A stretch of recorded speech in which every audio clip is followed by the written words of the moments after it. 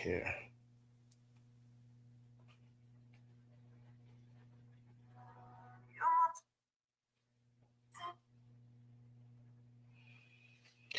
All right.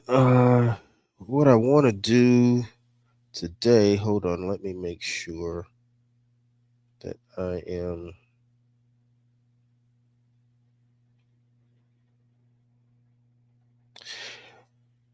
What I want to be able to try to do is just go over briefly a few of the training modules that we have.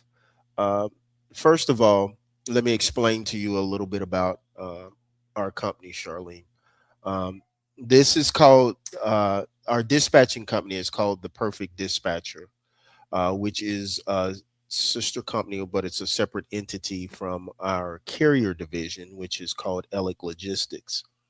So on our carrier side, we have 26-foot box trucks, and we have 26 box trucks, and we have semi trucks, 53-foot dry vans. And so that's what we run. We run all states. We primarily try to stay in the southeast region and parts of the north. We go to some areas in the northeast, but I really try to stay out of areas like New York, California, things like that. Um, in areas, other areas of the country where you'll get stuck and it's hard to get out of there. We try to stay out of places like Montana, Wyoming because of the weather, Colorado because of the terrain and different things like that. So, on our carrier side, we try to do make it as comfortable for our drivers, um, and make it very uh, driver friendly for them as far as our routing and our dispatching and things like that. So, we have our own carrier division where that particular entity dispatches and handles everything for the carrier side of the company, but we also have a separate entity company that dispatches for outside owner operators, uh, and we keep them booked with loads and things like that. Um, so part of what you're going to be doing in your training is figuring out the business, the dynamics, the fundamentals, because this is a business that you can't master until you start doing it. And even once you start doing it, it takes a while to get acclimated and to really understand the business. But once you do understand it and get it down pat, it's second nature. It's something you don't even have to think about. Um, it's just second nature to you. It's like riding a bicycle. So we're glad to have you. Thank you for showing interest in and wanting to get into logistics and dispatching. I've taught this course to many of people, and I always start out by saying that this is a well protected and well guarded industry, uh, especially when it comes to the way it has evolved now to where more people do it from home.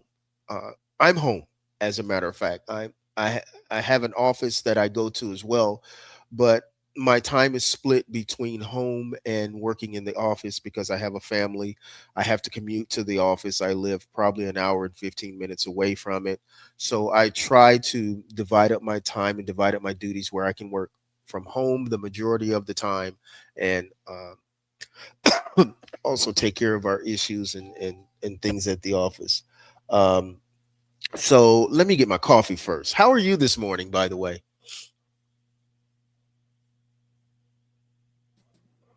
Doing Are very you, well. Thank you. I'm you're doing doing very very well. How are well? you? Okay, all right. Yes. I'm good. I'm good. I have no complaints. Let's see. The office just messaged me. One of our agents is going to lunch. Okay, Sam, can you get me some coffee, please, if you don't mind? Thank you so very much. I appreciate it. So as you can see, I'm home. Uh, I'm Mm-hmm. in my office, in my study room.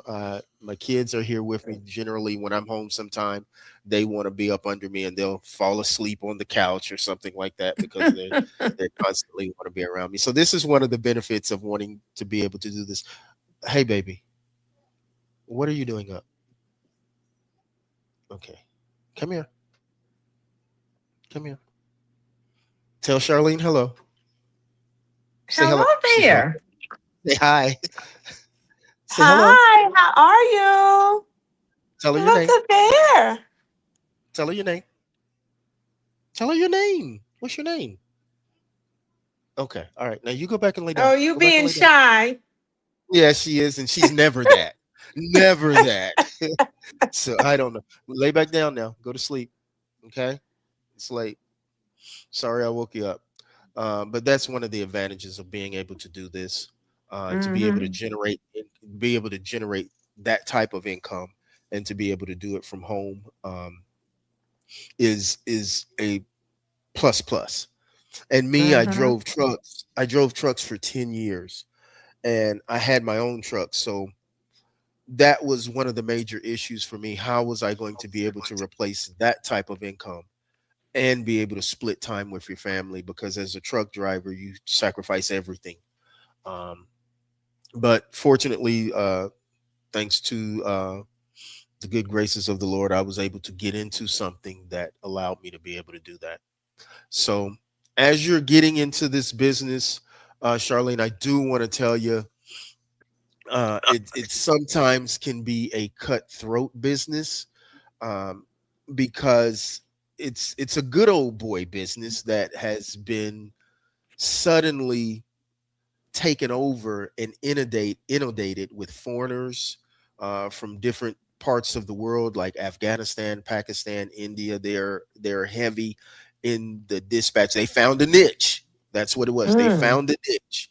They Mm-hmm. found a way that they could tap into a market that allowed them to make uh, American money, and that's what a lot of people hate. A lot of people that are in the good old boy networks and establishments hate that. So what they used to do, is that the coffee?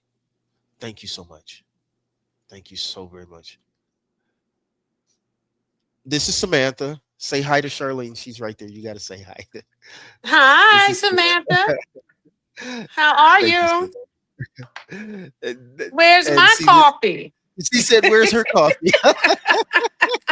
Tell her you can send it long distance. It won't Mhm. be cold when it get. It won't be hot when it gets there. No. Uh, but when I first broke into this business, I caught hell, because I went about it. Me being a strong, arrogant, sometime confident black man, I went about it like I'm going to take over this industry, because that's the kind of confidence I have in myself. And plus, Mm-hmm. coming with my background as a driver, I and working with different brokers and things like that already, I felt like I already had an upper hand.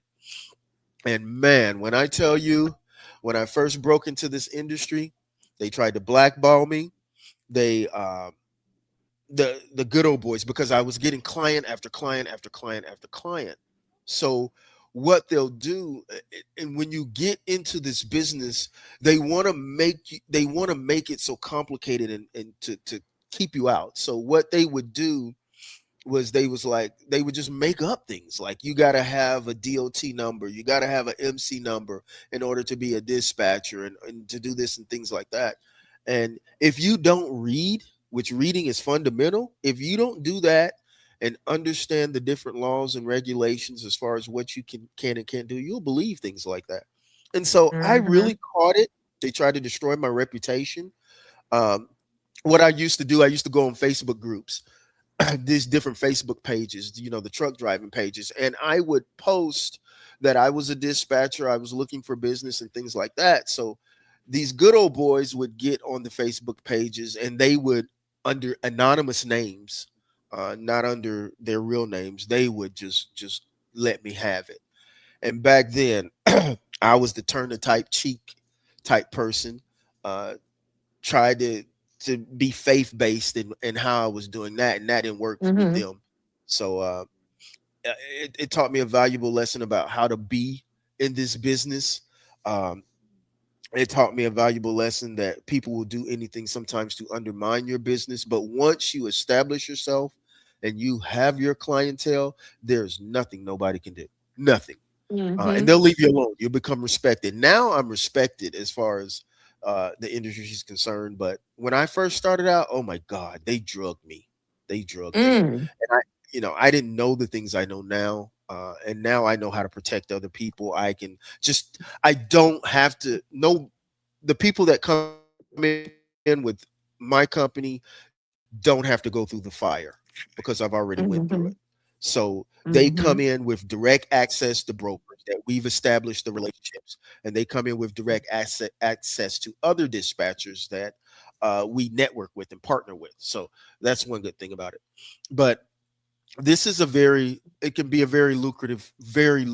It is a very lucrative uh, uh, job.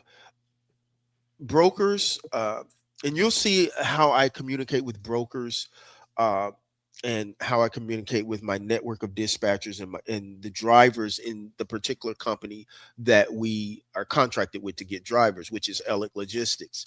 Um, I don't have much patience for brokers.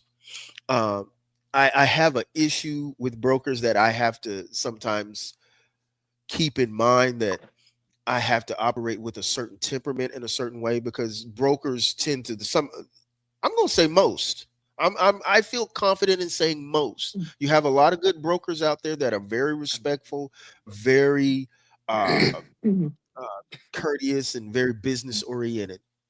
But then you have Mm-hmm. some on the other hand that look down on you, treat you like you're basically garbage. That's how they look at sometimes the dispatcher and the truck driver because you're wanting something from them. So my technique and my patience, being that I now have experience in the industry, is I'll take a broker or I'll leave that broker. I don't need him. And that I'm kind of straightforward to the point. Let's get this done.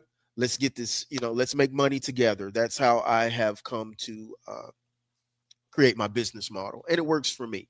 You, on the other hand, once you learn the fundamentals, you will create your own business model for yourself. You will learn to communicate and negotiate and do things that are in your best interest, according to your skill set.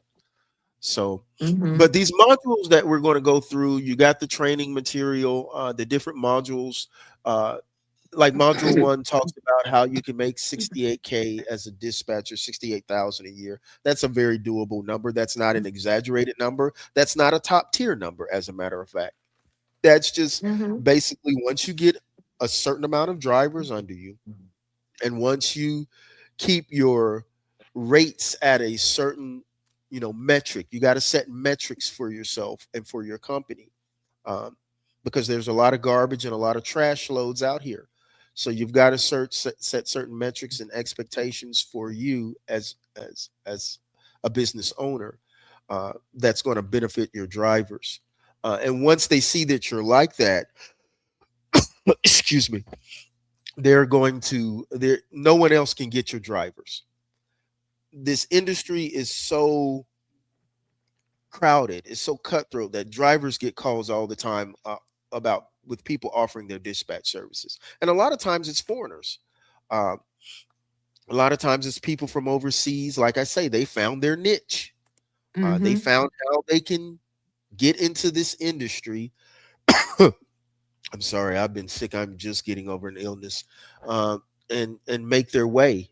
Um, and I'm not mad at them for doing that. I'm not one of these people that have an issue with foreigners and Mm-hmm. just loathe them being in this industry.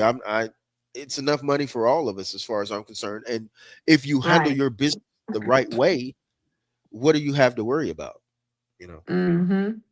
as far as I'm concerned, my skill set is superior to your skill set. So that's how I approach this mentally. Now, if you look at the modules, we're going to skip module one.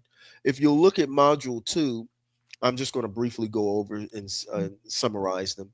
Module two talks about that there's two different types of authority. So there's you'll get to learn about the different categories of authority. There's only two.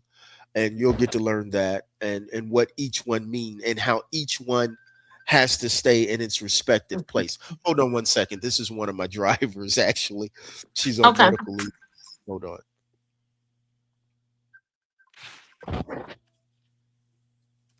Hold on. Let me call her back. This crazy girl.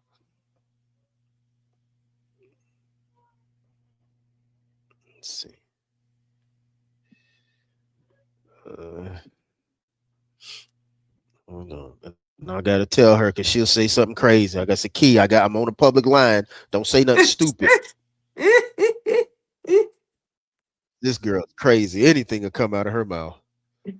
Oh. That's my girl. One of our best drivers. Hey, what's up, girl?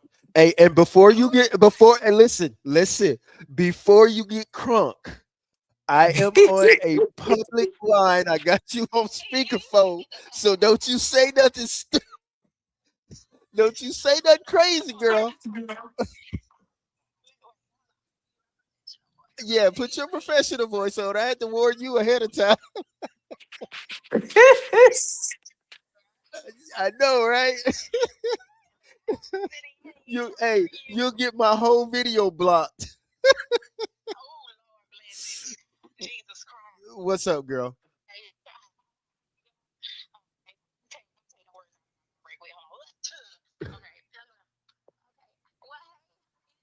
I'm good, man. How are you? Now you sound white. Cut it out. Cut that out. Your name is okay. I got you. What you got going on?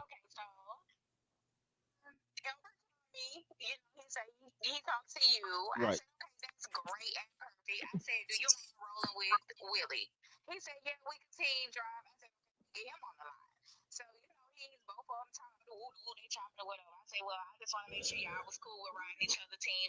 Lord Key. Lord Key. Yo, you gonna have to. How is that gonna work?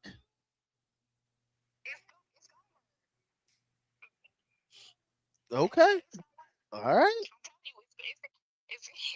All right. So Willie got his license issues and everything straight.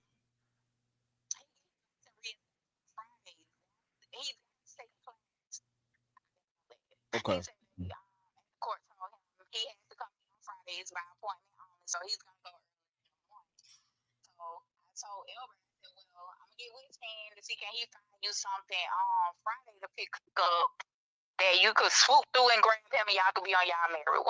Okay.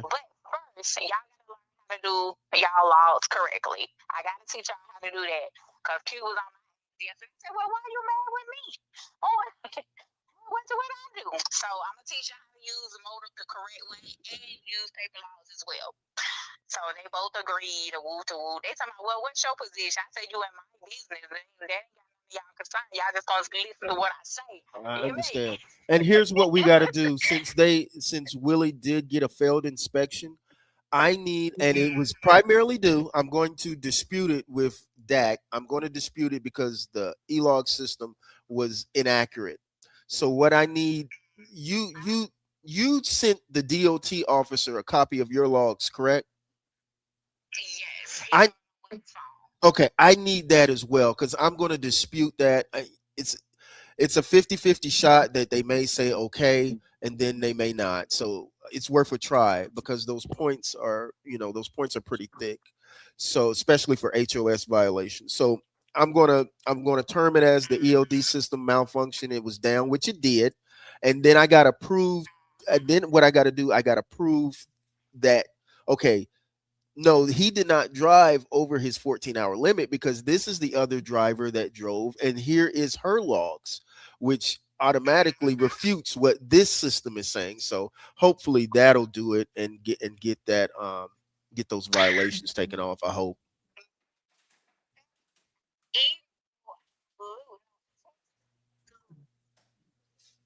Oh,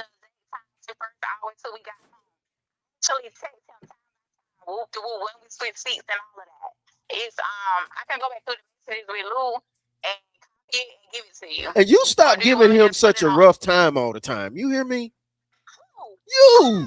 I be looking at your text messages sometimes. You don't have an ounce of patience with that boy. And Lou, he. I'm telling you, he is our most detail oriented, our agent that has the most follow through, and he is the one that is going to be there come range. You stop treating him like a stepchild. You be like, leave me alone. Don't stress me. Get off the phone. I'm like, he is snapping.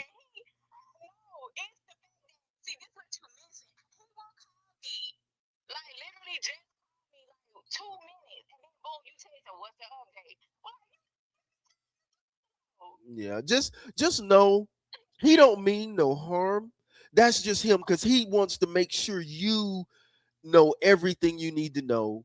And sometimes, the repetition can get, especially when you're driving and you don't want to be, you know, sometimes it gets just gets under your skin. But he don't mean no harm. He really don't. He ain't trying to. He ain't trying to bug you. He's not trying to none of that. He's just trying to make sure all the bases are covered.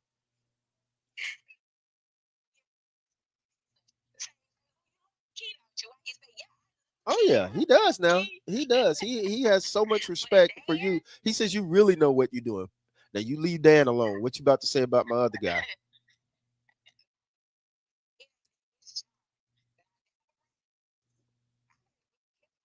He's not. He's no longer with us. Oh, you're talking about one of my external dispatchers. Oh, girl, you ain't the only one. I had to block his behind too because he was calling me like every 5 and 6 minutes. I'm like, dude, come on, bruh. My phone stays ringing. I don't have time for that. So you're gonna stick Willie and Elbert together. So when are they going to get started? Do you know how much revenue we have lost by them two trucks being down this week? Probably right. If it, it's mind blowing what we've lost by the trucks being down. So yeah, when are they going to be able to roll out?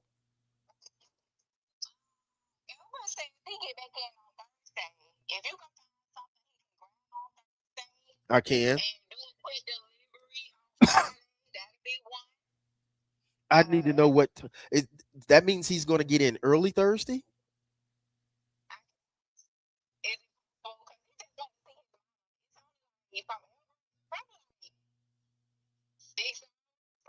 Okay.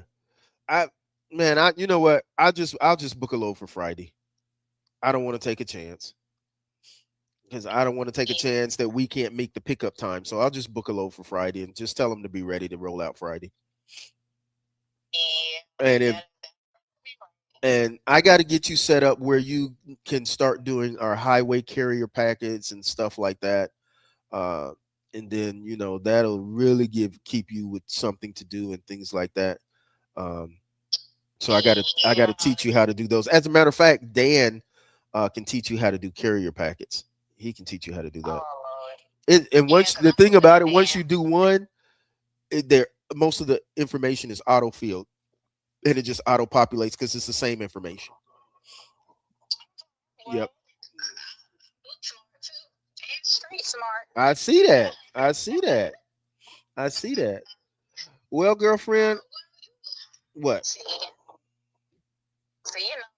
I know. I know.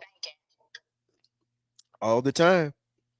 All the time. I'm okay. So I'm gonna try to book them something that they can pick up Friday and deliver Monday. Nah, because if they don't make that pickup time, these I don't want to have to go through that with the broker. Yeah. Yeah. Yeah. All right, girl. Well, if you got a plan, we'll run with it. All right.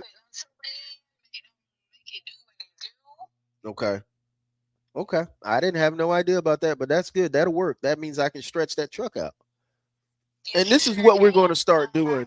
This is what because y'all burning a shitload of fuel.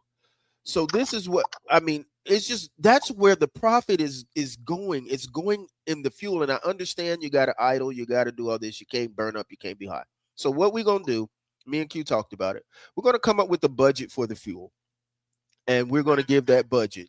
And if you don't go over the budget, then whatever you don't use, you keep it. We've gave you the fuel budget. You manage it how you want to. If you can, and that's talking with them. If they can make it work, then whatever's left out of the fuel budget, they can keep it. But we're going to try to keep, and we're not doing it like most dispatchers do it. Most dispatchers do it from zip code to zip code, and they shit you out of a lot of your miles. But we're doing it from address to address. So, uh,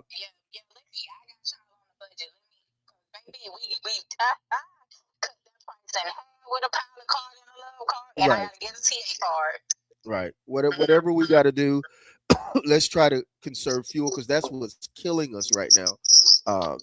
The all the money is going out the tailpipe or out the stack. So we gotta, if we can get the fuel under control and get the HOS under control, then we're fine. I've got to do a little safety compliance with Willie because of the failed inspection.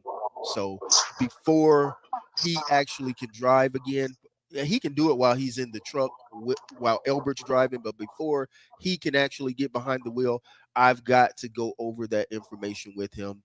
I need to and he's got to get the document, sign it, and get it back to me, which is no big deal. Which just is a coaching session, because we've got to have something on file saying yes, we went over this with the driver, so that we don't have any more issues. And I'm gonna pull his driving record very often from now on. See, I usually just pull them once a year, for the annual. But now I see I'm gonna have to pull this Negro about every 3 months.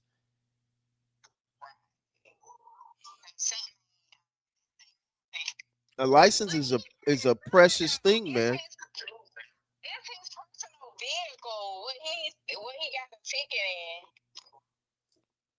Yeah, he's got to watch that because that'll disqualify him from driving. Period. Because if our insurance say he can't drive, he can't drive. It's nothing we can do. You know. So he's got to make sure that when he's in that personal vehicle, he got to be aware of that. Don't be texting. Don't be none of that stuff, man, because it will impact him driving. The commercial vehicles as well. A texting and driving ticket. That's one of the worst. Texting and driving ticket is the worst ticket you can get, besides a DUI when it comes to truck driving.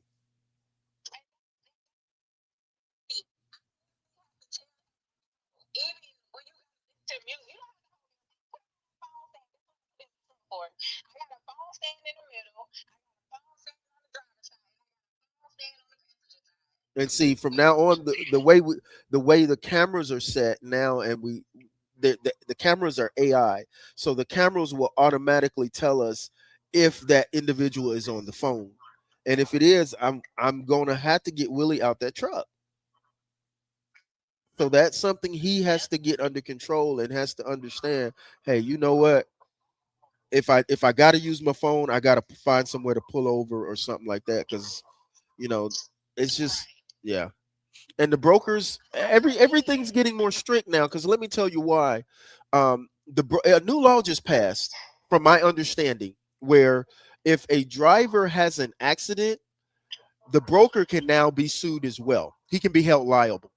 So it's not just the carrier, not just the shipper. Now the broker can also be held liable. So they're stepping up you know, their efforts to make sure that they got good drivers out there, and they can see everything. It's not like, even though we got a good driver, we know he did something stupid, but he's a really good driver. That don't mean a damn, because the brokers can see everything. They can see every failed inspection we've had, and they'll be like, "No, I don't want to work with that company. That's an unsafe company." So it's you can't hide nothing. They can see it all. So we gotta you know work on being more compliant, more safe, um, and things like that. And I think now with you being home and being able to do things, you can help us in that area. Oh yeah, because I get on that camera quick. Excuse me, no cell phone. I heard That's that. a the next time. So let them know we're getting ready to get more strict on our safety because it's we can't afford to get our name damaged at all. So we're about to get a little bit more strict um, on Right. stuff like that. We have to. Yeah. All right, Especially he goofy, but he he man. alright. The tortoise, huh? The tortoise. He will eventually get there. It ain't Yeah. it ain't necessarily the swift. Slow and steady wins the race. Right. Yeah. It's just that, That's his really opportunity to get right. Because you get wrong, baby, you gonna be out the truck and yeah, all ever gotta do yeah. is drop you off. Yeah, and I got to get more. I'm getting ready to get more strict on that compliance. I'm going to take over the HOS myself, and I'm going to be watching everything. I have to, um, because I can't let any drivers jeopardize our company. We're the ones that get the points. We get the points assessed to us, and the fine if it's a fine. So I got to take over the HOS, and we got to be more strict. Yeah. Yeah. And for the most part, you guys are awesome, man. For the most part, everybody, is awesome. We don't have any issues, but we got to I clean know. up. There's a few That got things we me. got to clean up. I don't put up with no bull. I mean, see, I was finna say it. I heard that. I heard that. But I yeah, don't let's. put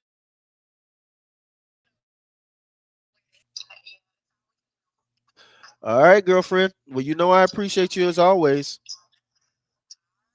All right. And tell them to be ready to roll out Friday. All right. Thanks, Key. you up. Bye. That is my favorite driver. All right, all Uh, right. She is awesome. I got her from FedEx. Actually, she was referred to me by a friend of mine out of Albany, Georgia. And Okay. he said, "Hey, man, I got this girl. She drove for FedEx, and she Mm-hmm. don't like the way they're doing her. It's, they have good loads, but then they do a lot of sitting as well." So says, "Okay, let me holler at her, see what's what, man." That girl turned out to be one of our best driver that puts company first. I mean, she is awesome. Brokers call back asking for her. That's That's good. how good. That's Yeah, good. yeah. If I send Mm-hmm. her on a load, Mm-hmm. 9 times out of 10, we might come out with with consistent freight out of that. Because I sent her on a few loads to Miami. Now that broker calls me all the time. Hey, man, is Key anywhere around, or you got any drivers that can pick up loads in Miami? So dealing and we're blessed in that we have our one company that does dispatching, and then we have another company that also runs trucks that we're growing, and we're also expanding that. Well, they're expanding that company as well, excuse me, to include owner operators that want to lease on to their authority. So we're steady growing, and we're steady. There's steady opportunities out there, and how we operate. Mm-hmm. Okay, once you successfully pass the course, you immediately have the option, if you want, to be able to come and work with us in our network in our company. So that Mm-hmm. so you could actually take this training. Our training is so in depth. We teach you about TMS.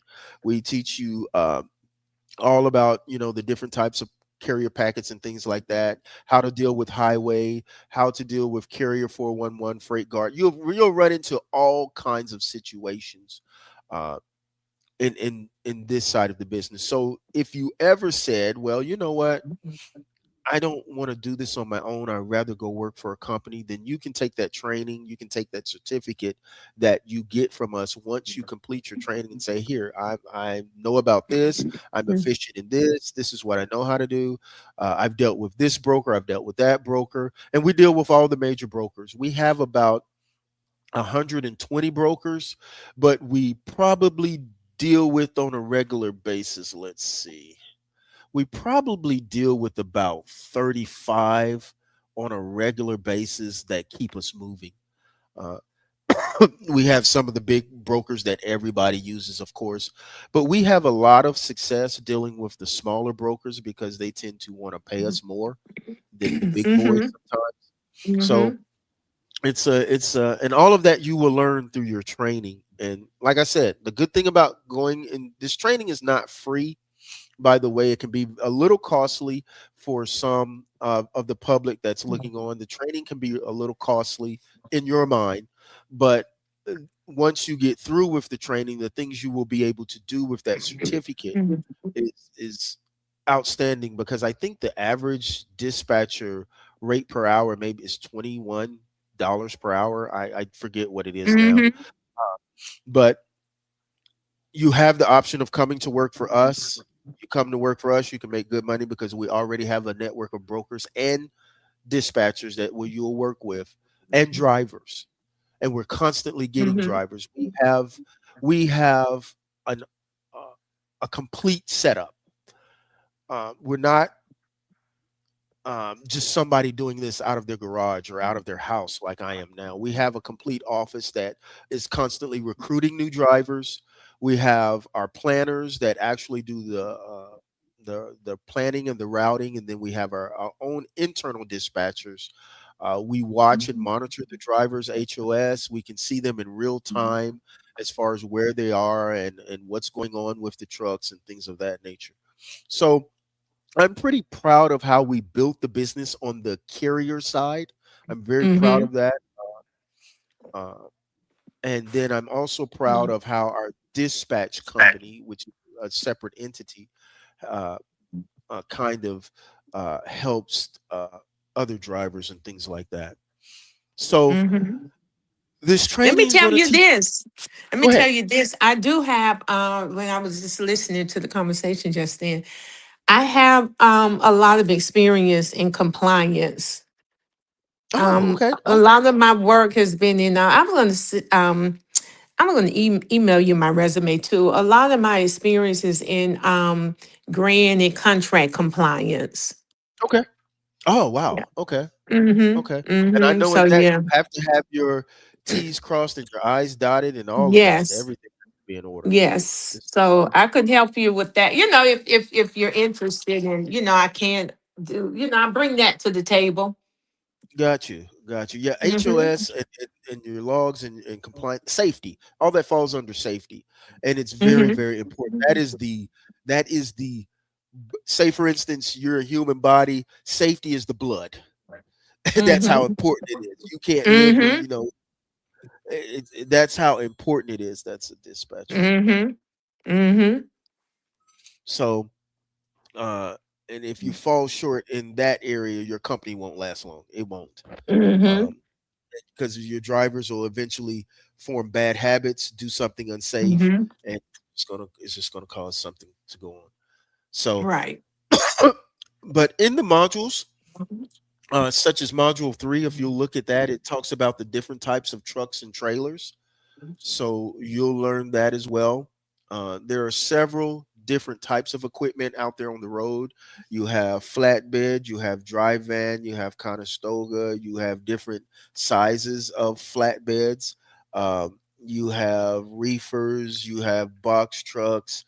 It's all you have low boys. It's all type of you have step decks. It's all different types of trailers and equipment that you need to become familiar with, and some of the regulations as far as how this equipment has to be maintained, weight capacity, height, Mhm. limitations and things like that, because that has to do with permitting and different things like this. So we'll train you on all of that.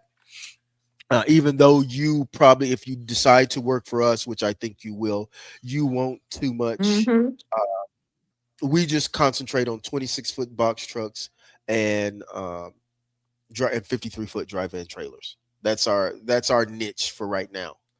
Um, when you start getting into flatbedding and things like that, that's a whole different dynamic, a whole different set of liabilities and things like that. So we basically stick to that. Module Let me ask 4. you. Let me ask you about the box truck because I'm looking here at some notes. Okay. What are you considering? What is the box truck like? The name for, or is that just it box? Because I'm looking at all these different names I have here. Yeah, that's it. There's just different sizes. You got a 14 foot, you got a 16, a 18, and you got a 24 Okay. and a 26. The Okay. one we only deal with 26-foot box trucks with liftgate. That's all we deal with because the others, um, there you can generate more income and more consistent income with the 26 foot. So that's all Okay. we deal with. Uh, let's hours of service, module 5. You have any questions so far? No, I'm good. That was right. That was one of my questions, but I'm good. The young lady I'm you good. No, just no, heard no. me talking to, that's what Uh they huh. drive. They drive a 26-foot box truck. Okay. And they go she was they were a team. They go everywhere, except I don't send my drivers out to New York. I don't send them out to California. I try not to send them to places like Montana, Wyoming, Colorado, um, things like that, because of the terrain in Colorado. It adds to your fuel price. Mm-hmm. Montana, you'll go out there and you will catch hell trying to get back out of there. California has so many different rules and regulations. I hate to send my trucks out there because once you get out there, you're going to get an inspection. They're going to, and their set of rules and regulations is different from the rest of the country. It's different. Mm-hmm. Um, I'll give you an example. Years ago, probably in 2017, I was driving out to California and I have driven everywhere, everywhere. And I had a spare tire for my truck on the back of on the catwalk of my truck. Mm-hmm. And I had it strapped down properly. As a matter of fact, I had it chained down with because you have to have them strapped down and chained down with a certain uh, strap or chain with a certain weight capacity. So I made sure I know all of that. Honey, not in California. You get out to California, you I had to Mm-hmm. there you have to have the tire back then you did in a tire carriage and something that cradles the tire and specifically it is made to sit that tire in. And that was my first ever violation ever at all. And then you got to keep your tandems at a certain, which is your rear trailer axle, at a certain mark, um, no matter what. So it's just I try to stay out of California. It's just too much of a headache. California is a Mm. country unto itself. Yes, it's everything you do with California is a beast by itself. Used to be when I managed grants and I had California, it was like Uh, I'm like it was a beast by itself. Everything was like, but we have to deal with California. No, California is like everybody else should be. man, no. California, And as a yeah, matter of fact, it was something. hold on 1 second for me.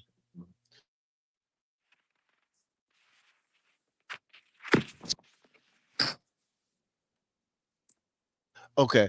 What now?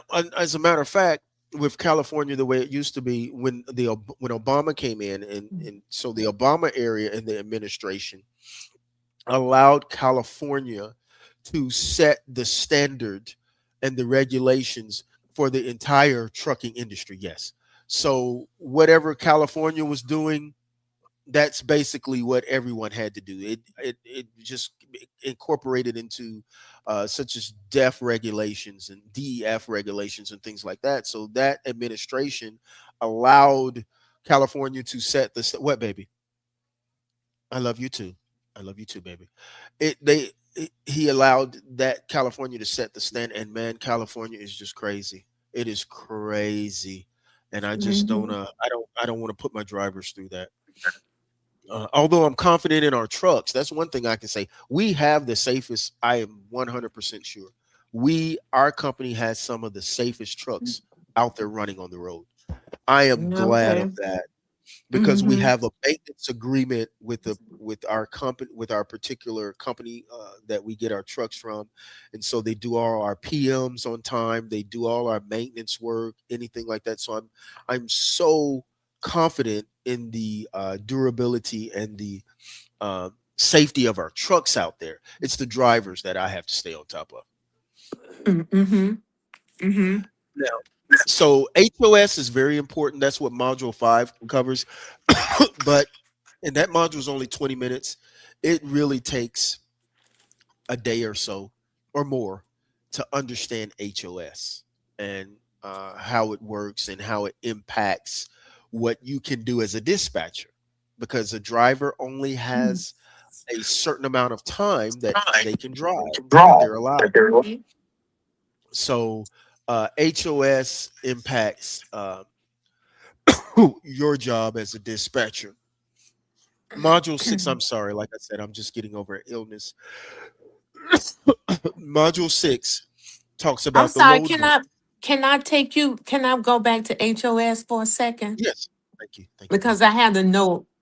I have a note here of something I heard I wasn't totally clear. Like I was Go ahead. following like the number of hours and everything. And so I remember you asked the question, what was the max hours per week a driver could work? Right. And so it's 70 hours. For our purposes and what we do, we cap it at Mm-hmm. 70 hours. It's 70 hours, 14 hours a day, 11 hours driving, 14 Mm-hmm. hours work. So they can only drive 11 hours a day. Right. They can only I was trying work to 14 hours a day. And for our right. company and our purposes, they can only work 70 hours in a week. And that's what do you consider your week? Sunday to Sunday or Monday to Friday? I know they drive all the time.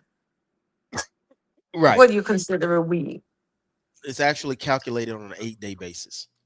on an eight So, day basis? Okay. yeah, and you'll learn. I'm just going to teach you when it first starts. I'm going to teach you the basics about HOS.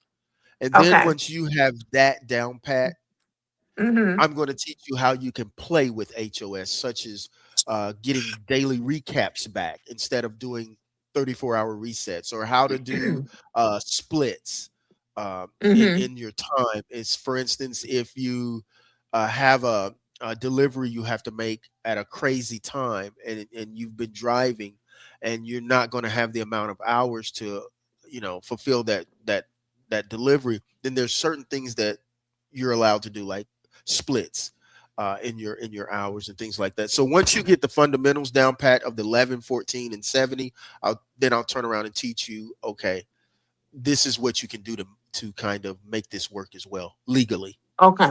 Okay. Yeah. So that's an area we'll spend a lot of time on. HOS, uh, and then module 4, uh, uh, building. This is talking about building accessories like uh, Mm-hmm. straps and um, that's talking about that kind of stuff. That's not really something that applies to us too much. It talks about dunnage, Mm-hmm. And which is the different talking. types of, yeah, and the different types of things that you do to secure the freight. So that's important in that particular module. But a lot of this has to do with securing flatbed freight, um, in which we don't uh, deal with that too much. Mm-hmm. Okay, hold on. That's one of my dispatchers. I'll call him back. Load boards. We're going to teach you how to navigate through the load boards. Now, there's load boards that every single dispatchers in the industry that don't have connections with brokers and things like that use. Truck stop, DAT, 123 load board. There's a lot of load boards that all beginning dispatchers use. Well, fortunately, and those are the ones we used when we first started. Um, Mm-hmm. But now we have direct load boards from brokers that we're able to look at and use. We have a network of brokers that we can just send emails to and say, hey, you know what? We have a driver over here. Do you have anything for that driver? A lot of times, what the broker will do, one of the brokers I work with, we're able to look at their loads, go on there and look at the loads. And then if we book a load, for that driver. Say, for instance, we book a load going from Atlanta to Massachusetts. Well, their system automatically knows we're going to Massachusetts. So they're Mhm. automatically sending us loads after that that will get that driver out of there, which I love that. Um, and we'll receive an email. Hey, I know you recently you accepted a load going to such and such, going to Massachusetts. We have a load that is picking up on such and such a date, coming out of there. This is what the load is paying, and a lot of our loads we don't have to actually talk to the broker to book. We can book it online. We can just book now. Um, and that's the advantage we have now that we have time on our MC, and that's what's very hard for drivers that have new MCs. That's why we offer now for a lot of drivers with great driving records that have brand new authorities. Hey, you know what? Come drive under our MC. Let yours, and a lot of people say, well, you can't have two. Yes, you can. Yes, you can. You can't do two things simultaneously. So you can't drive for your Mhm. company and our company at the same time. You can't do that. Mhm. That's illegal. You can't just have, like, a lot of people, what you'll see them do, they will have two sets of DOT numbers on their truck. So what they'll do, they'll have one set of DOT numbers on the side of the truck on stickers, and then they'll just put a piece of cardboard or something to cover that up and put another DOT number on the side of the truck, and then start running for another company or under another company name. That is illegal. You cannot do it that way. But the FMCSA has said there's a certain way that you can do so. What most drivers don't know, that they can legally let their authority maturate and drive under someone else's authority as well. But you just have to be specific. Everything has to be termed right and in writing. And then you have to have a beginning date of one contract and ending date of the other. And you cannot do both simultaneously. And then insurance can get to be a funny in a gray area. So a lot of insurance companies won't let you do things like that. So those are some um, things too when you're trying to do things like that you have to try to keep in mind. But when we first started out as a carrier, our carrier side, when that division first started out, we caught pure hell in trying to be profitable, in trying to uh, keep our drivers moving. We lost several drivers because we could not keep them moving. We lost good drivers. I remember one girl; she was a great driver, and she just said, "Stan, I can't do it. As much as I like you guys, I can't do it because I have to stay moving. I have a payment on this truck," and I felt so bad. But then, as we started doing things, the doors started opening up with more brokers. Uh, our drivers were getting to the loads on time, and we were able to use this broker as a reference, that broker. Our safety score was intact. We were able to continue doing a lot, just opened up more and more doors. So now the issues that we had, we don't have them anymore. Um, so that's one blessing. So module one through Mhm. seven, the load boards, there's so many different load boards, and they kind of all have their unique f- style, but they're all the freaking same.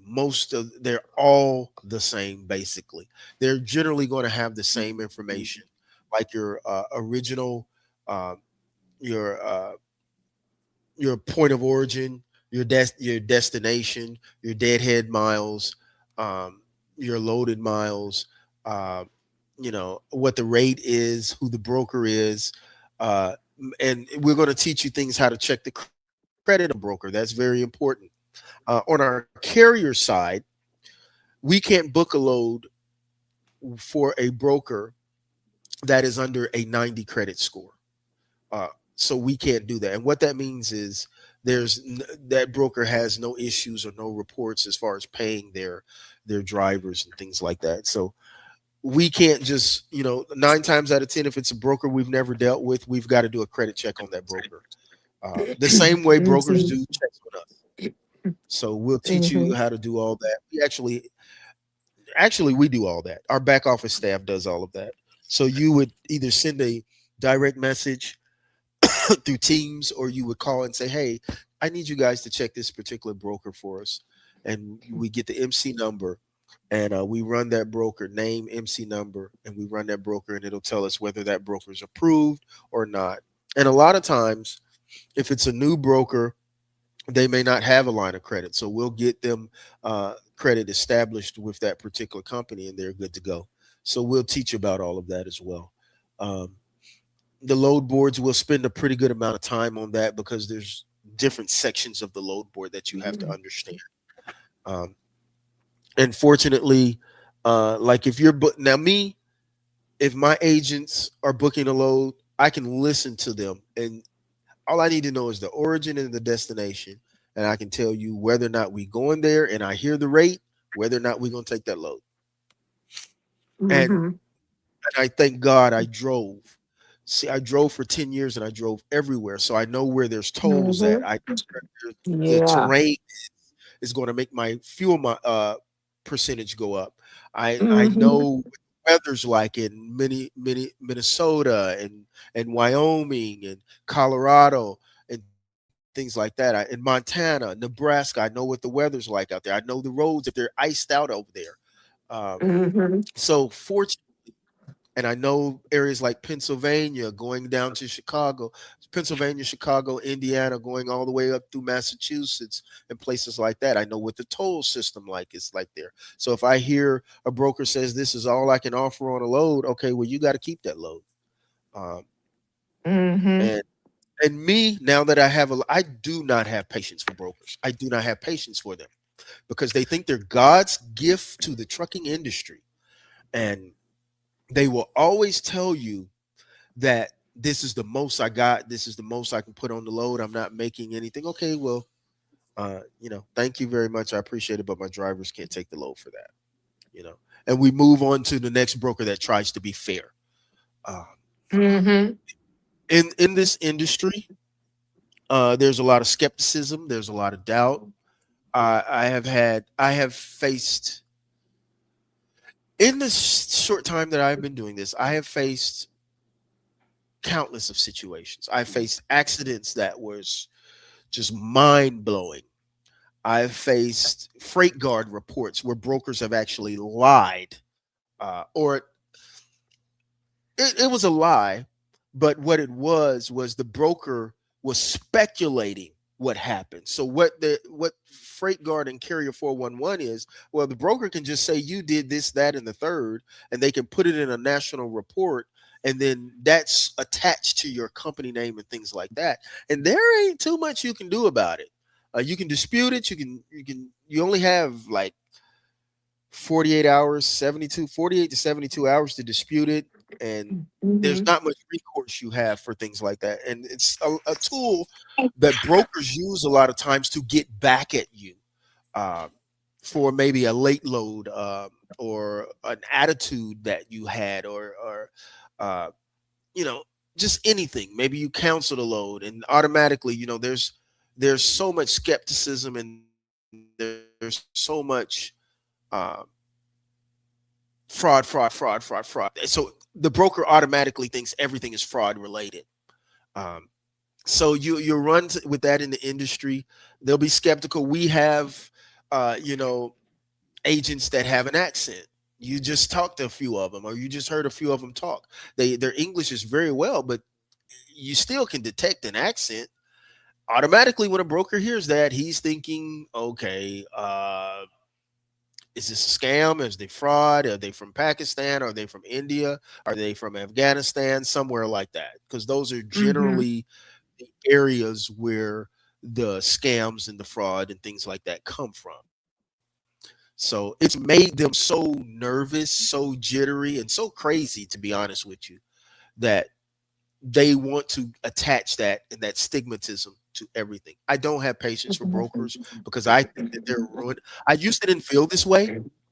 I used to give brokers the benefit of the doubt and take their back. But after having dealt with so many of them, from the big ones Mm-hmm. to the large, I have no Yeah. love for them. None. Um, I wish there was a way we could eliminate them altogether, but that just ain't gonna happen. Um, but that's just my personal opinion. Uh, Although I will say in my driving career, I worked with one very good broker out of Minnesota that uh, helped me and my family become financially stable. So I all brokers are not like that, but a lot of them are. So Mm-hmm. this is the thing. So in dealing with this training, and I didn't go into any of the modules. We'll do that another time. But that's the kind of things you will learn. You will get live interaction with my team, with the Mm-hmm. dispatchers, brokers, with the drivers, and things like that. You'll see how you can develop relationships with the drivers. You know, I try, bigger companies don't have time to get personal with the drivers like that, but Ellick Logistics is a small company, so we're able to get personal with the drivers. We develop good relationships with them, and it helps. You know, it helps when another company offers them more money. They don't want to leave because of the relationship. Um, Mm-hmm. so that's what you want to do as a dispatcher. You want to develop relationships with your drivers, come to understand what they want. It's you got to also you just don't want to take drivers. My personal thing, I don't take drivers from anywhere. Like I don't take drivers. I had a bad experience doing that. At first, I would take drivers from anywhere. If they lived in Idaho, I would take them from Idaho. If they lived in anywhere, I would take them, put them in a truck, and then I would catch holy, you know what, trying to get them Mm-hmm. back and home and stuff like that. So I try to Mm-hmm. keep my right now. All of my drivers are from Georgia, all of them, uh, and so that makes it easier for me. I'm from Georgia, so that Mm-hmm. makes it me. I understand what they need. I understand what they're used to as far as weather and things like that. And I'm able to get them from because there's a lot of freight coming out of Atlanta. There's a lot of freight coming out of Savannah. There's Augusta, different place. There's a lot. I don't have problems getting them back home and out from there. Uh, so even though we get drivers that want to come on with us, their location matters. So we can't, even though we want to, sometimes we just have limitations on what we can do. Uh, so you'll come to learn a lot as far as dealing with us, as far as dispatching is concerned, because of the hands-on treatment that we give, and because of the pain that I have personally went through, and trying to build that side of the company based on what Mm-hmm. I do as a driver. And then my partner, who actually runs that company, uh, understands the financial aspect of it. So he was able to come in and put his twist on it and say, okay, we this is what we got to make per mile. This is where we need to be at in order to be profitable. So we have metrics that we have to meet. Just because a load looks good doesn't mean it is good. Once we throw it in the system, that system will tell us whether or not that's a profitable load. And then I have to turn it down. And then the dispatchers be like, what? You're turning down that? Yeah, it's not profitable, man. Mm-hmm. So fortunately we have tools like that he's designed. Uh, we have we fuel consumption is a big thing in this industry. That is, it will kill you. And right now some of my drivers are using too much in fuel. So we've got to kind of put a control on that. And I encourage other drivers that we owner operators that we dispatch for independently. Man, you're not making any money because you're burning it out the stack. You're not. You've got to get your fuel consumption under control. And then you want to run around here in these pretty Peterbilt trucks and these KW trucks that are all fancied out and only get 5 miles to the gallon. Okay, you're not going to make any money. you know Mm-mm. so being Wow. efficient, being smart. You can be the prettiest thing going down the road, but you you're not profitable. or as profitable as you could be. Mhm. Uh, it's like, it's like somebody wanting to have a Cadillac and a Lincoln versus wanting to have a Kia.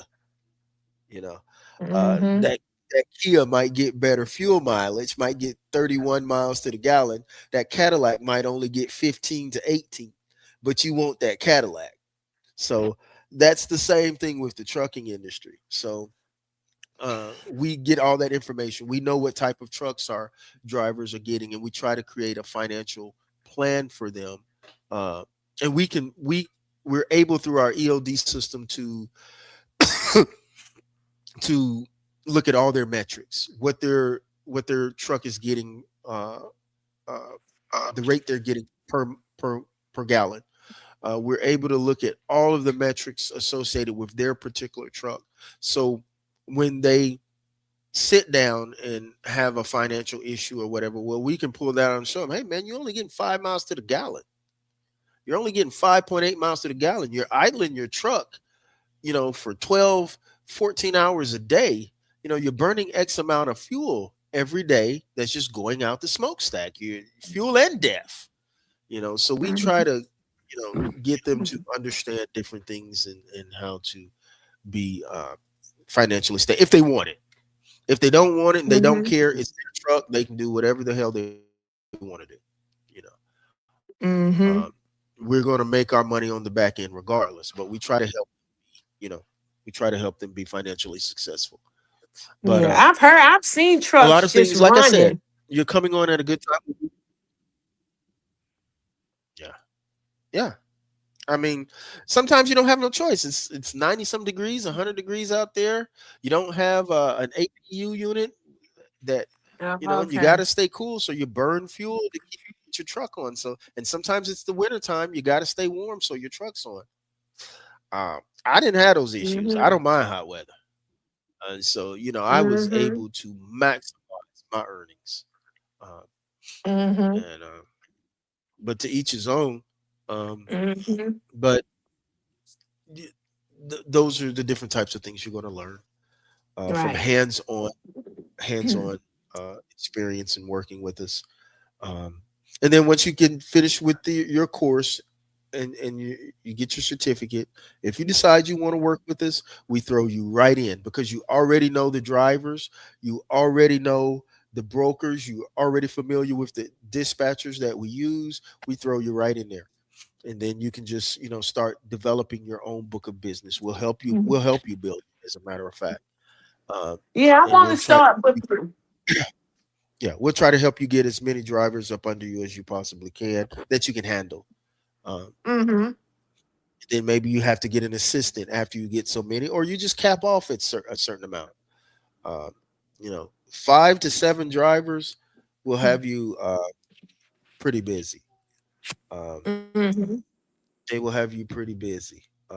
If they're running an average of 3 to 4 loads a week, times five, that's 20 loads. To, you know, so that will keep you pretty active. But you can take as many as you can handle, and then if you can get an assistant, you can have as many as you possibly can. Mhm. That's the way to grow your business, on your end. Uh, so, uh, but yeah, and the beauty about that, you can do this from home. I'm home right now. I'm home right now. Mhm. As a Yeah. matter of fact, I'm not home in my native country. I'm in the Philippines because I have three Right. small boys, like I was telling you. So I wanted to do Mhm. something that allowed me to be able to be with my kids, but Yes.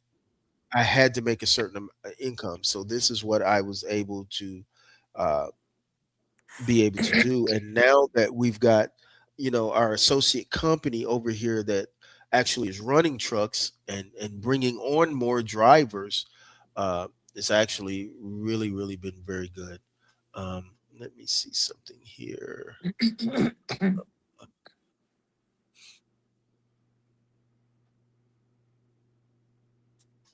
So, um, yeah, that's where we are. So we'll take you through everything. It's going to take you about 30 to 45 days.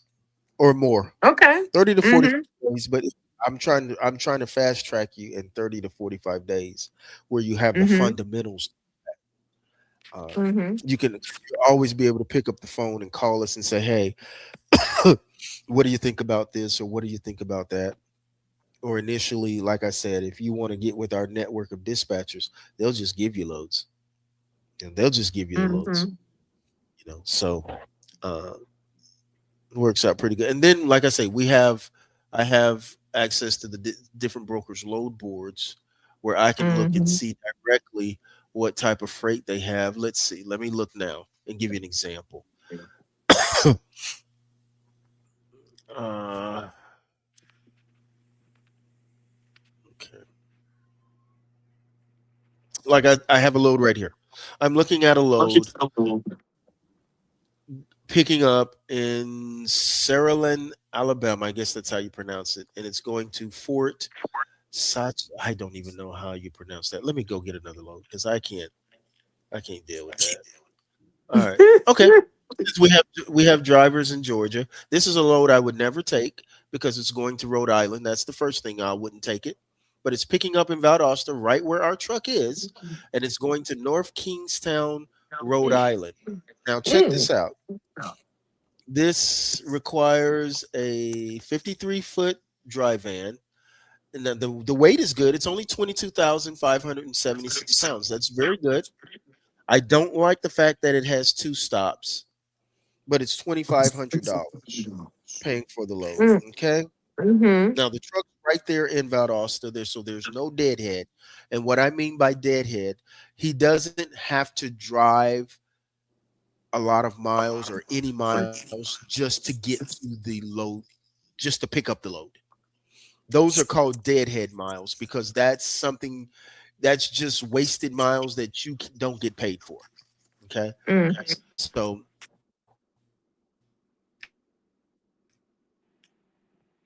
I might be in it. I might be in Valdosta, Georgia. Well, I've got to drive from Valdosta to Atlanta on my dollar, on my dime, just to pick up the load. So that minimizes my profit. That takes away from my profit, right? So let's look at this load to give you an Mm-hmm. example. Okay. It's paying $2,550. And let's just say it is going 1,117 miles total. So it looks like a good load because that's a 2-day drive. So I could pick it up uh maybe Monday, deliver it Tuesday, and I make 2,500 $2,550. But when I do the math on it, it's only $2.28 a mile.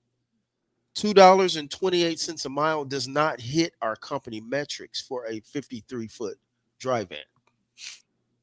After you Oh, spend the okay. fuel,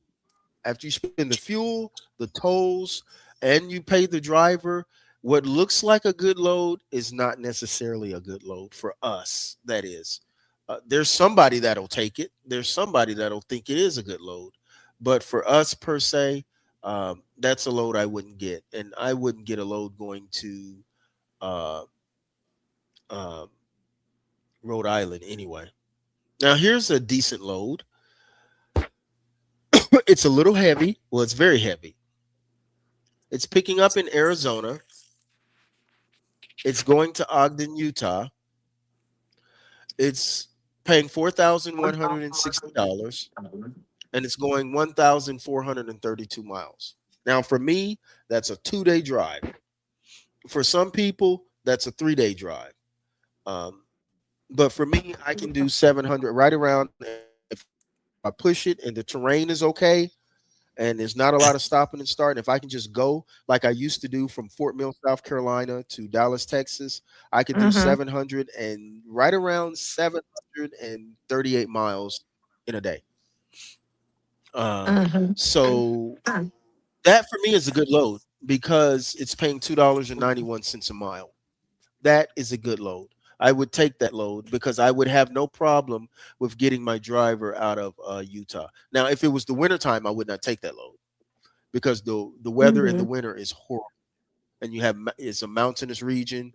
Ogden is very mountainous. I think you might have the Three Sisters. Um, and somebody let me know out there in the public where the Three Sisters are. I don't know if they're in Ogden or they're somewhere in that area. I think in the Utah area. But those are some treacherous mountains you will go through up in there, uh, where you would use a lot of fuel. Let's see here. Hold on, my office just messaged me. I tried to call twice now, but he's not answering. Let me to call. Let me tell them to call me. I need to tell the office to call me so I can explain something to them as far as what's happening with the drivers. Let me see.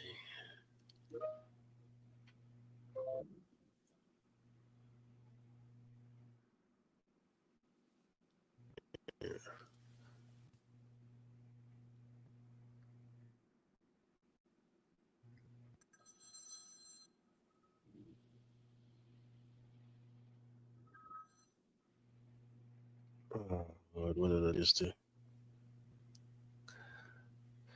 Let me call them. Uh, let's see here. Let me call them.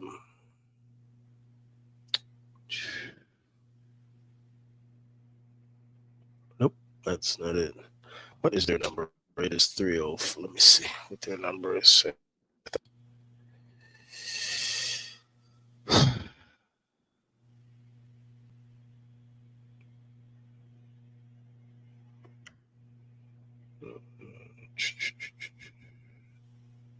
Okay.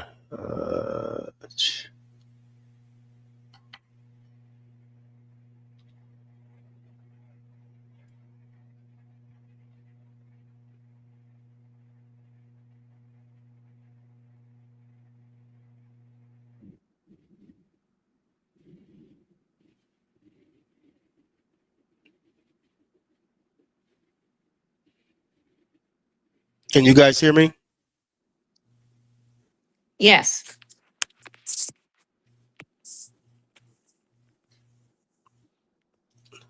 Your connection is horrible. Can you hear me okay, guys? I'm I here. can hear you. I can hear you. Can you hear me okay? Yes. Your message about I got your message about Elbert and Keith. Now what was your concern?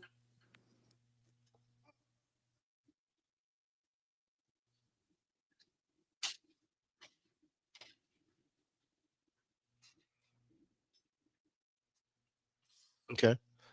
All right. I talked to Key and evidently Elbert and Willie are going to team.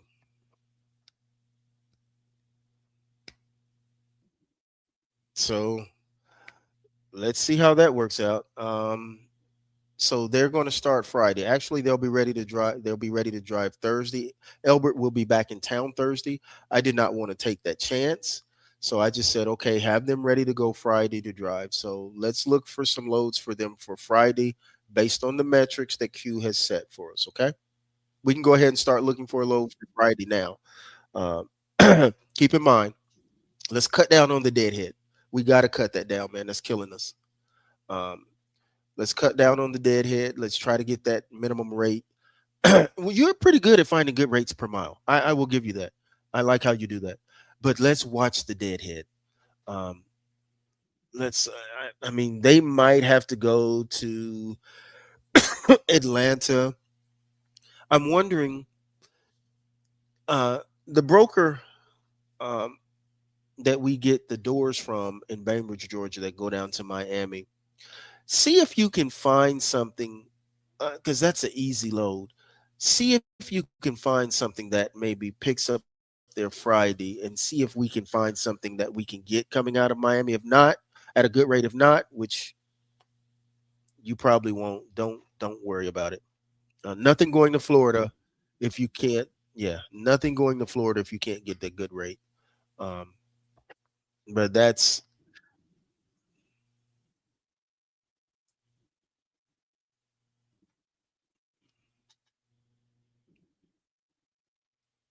yeah. But we got to cut that deadhead down. It is literally killing us.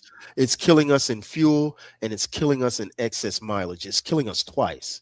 It's like getting shot, you know, 9 times because it's killing us, you know, in excess mileage as well. So um, we just got to get it under control. And no matter what, we got to try to keep them in areas where we can get them, where the deadhead will stay at a minimum. Right. Yeah, right, right. Have anybody heard from Dre? Because he wanted to drive too as well. Let me see if I've got a message from him while I got you on the phone. Um, he was going to get Dre. I don't know if you remember him or not. Uh, he came to the office like a few times. We actually know him personally. He had an appointment today to renew his medical certificate, and I haven't heard anything from him renew his medical certificate. Um, so no, he is a he would drive the box truck. I don't know if I talked to you or I talked to Louis, but I was telling first come, first serve on that box truck. Who's ever ready first gets it. But then Key called me earlier and said, "Hey, I want to put Willie and Elbert in it as a team." So I'm like, "Okay, the team, shit, I can't argue with that." Uh, but we got here's the deal, Dan. Huh? What'd you say?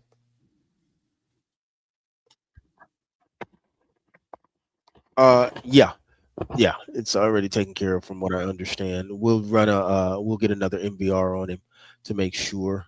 And before he drives, we we once we get the MBR, that will let us know what we need to have a coaching session with him on before he gets behind that wheel. Um, we need to have that coaching session with him, and it needs to be documented, and we need to get it back. Then once first it's all going to depend on what the MBR says. You know, they t- we got to see what the MBR says. Um, if it's any disqualifying factor, uh, you know, um, yeah, and he didn't get it on a commercial vehicle; he got it on his personal vehicle. So we got to figure out what that's in connection with, and then we'll just go from there. It may be something that seems small to most people, but it may be disqualifying. So we've got to tighten up our standards on our drivers with their HOS. If they can't get that under control, they can't drive. Uh, Anything else, we've got to start monitoring everything they do while that truck is moving. And fortunately, our cameras let us know um,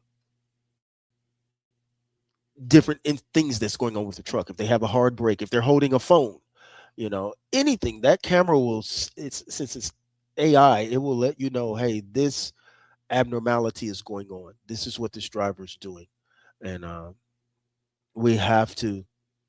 I'm getting ready to get more strict on the HOS and compliance and logs and things like that. We have to get that under control because if not, the drivers will. One driver can ruin your company when you're as small as we are.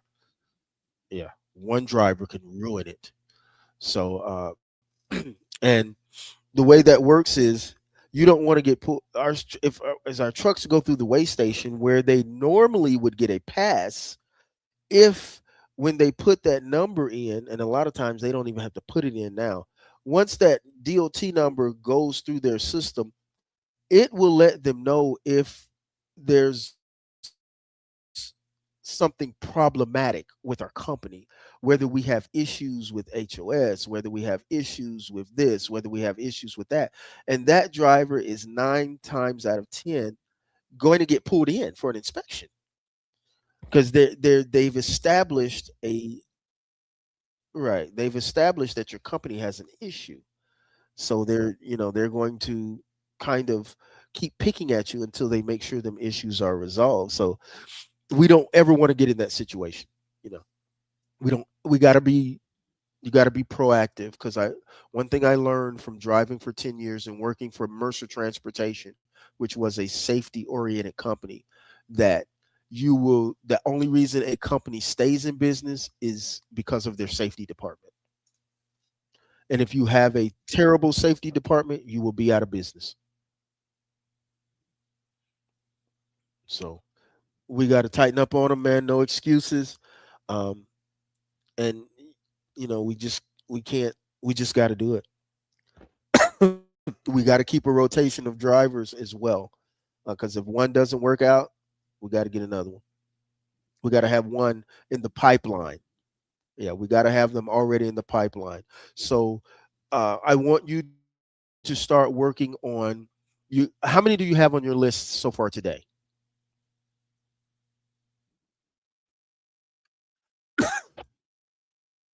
Okay. Okay. Okay. That's what I want you to start focusing on tomorrow. Let's start giving these drivers some calls. Let's and get in your mind overnight, um, what you might want to say as far as why they want to come drive for Elic. The relationships we have with several brokers. We went through the pain of a startup company, and we know how difficult it is. We finally, as our MC number maturated, we finally come to break through these doors and just try to, you know, reason with them from that perspective because a lot of them are already having difficulties getting loads. Yeah, they're catching hell trying to get decent load. Right. So let's do that and let's work on that. It gives you something to work on tomorrow, and then Thursday. And also let's try to start finding loads for key. And then we need to find a load that picks up Monday in the Valdosta area for Carl. Yeah. Now, before Carl drives, this is a must, Dan. We must get him through clearinghouse. We don't have to worry about that with the box truck drivers. They don't have to be enrolled in clearinghouse. We got to get Carl through the clearinghouse. We have to do a query on him in the clearinghouse. He's already enrolled because from his previous company, but we have to do a query on him. So I need you to look up what the steps are to get that done. That's normally something Kathy would do. I think Kathy's out today. So we got to go ahead and get that done. Tomorrow, put that on your list. That's probably actually something we can give to Louis to do. You do what you're doing. Uh, is Louis around right now? Let me speak to him.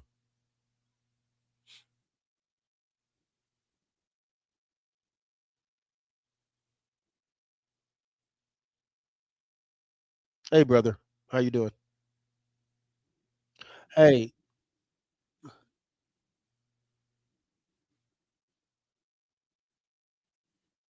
okay. We have to we have to before Carl drives. This is the last step. We've got his MBR, we've got his medical certificate, we've got everything else. We have to get him ran through the clearinghouse. Okay. Um, we have to do a query on him through the clearinghouse before he can be dispatched.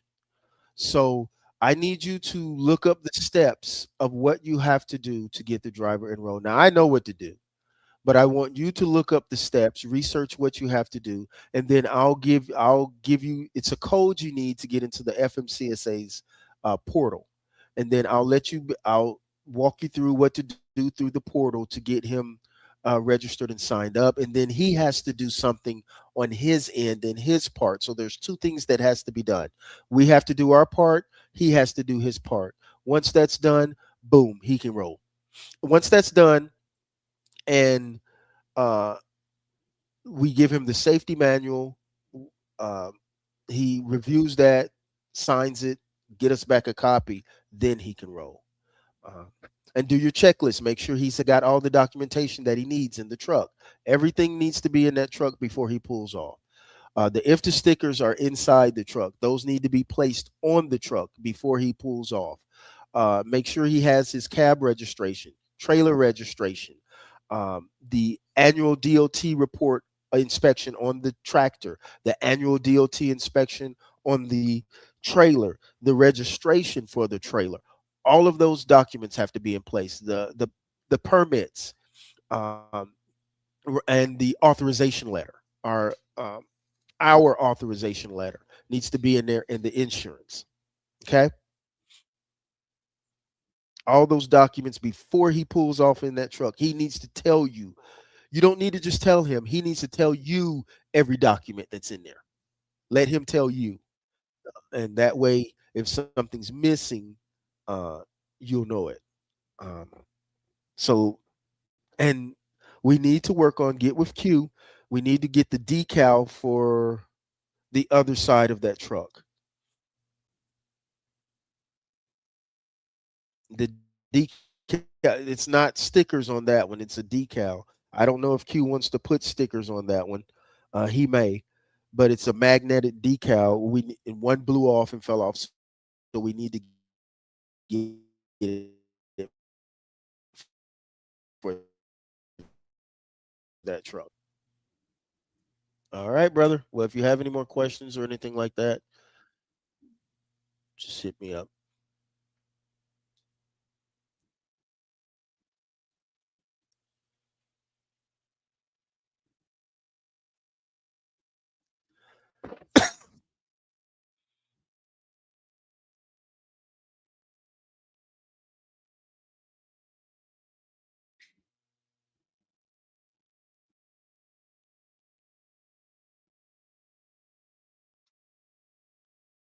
No, just send him a message. Send him a text message on the 305 number off of your 305 number. Send him a text message. Let him know, hey, I know you're already registered with the clearinghouse, but we've got a few steps we got to do on our end. No big deal to to make sure you're registered on our end and that we, you know, meet the requirements. He knows he's got to do that. Tell him that's the last thing we got to do and we're ready to roll.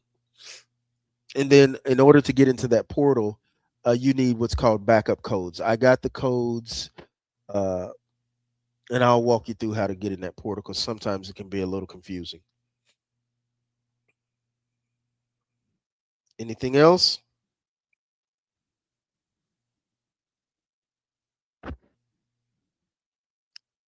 Look it up. Just look it up and do some research on it. Put it in your AI and let it tell you what you need to do for the driver. Make sure you prompt it correctly. Let it know the name of the company. We have a driver that has with previous drive because it's a difference between a driver that is coming from another company or that has previously been registered than someone that has never registered. So make sure you prompt it right. He is a former CDL driver. We're getting ready to bring him on board to drive with us, and just what do we need to do to get him through the clearinghouse process. All right. And then let me know what it says. You can send it to me in Teams, and I'll tell you if there's something off on it or not.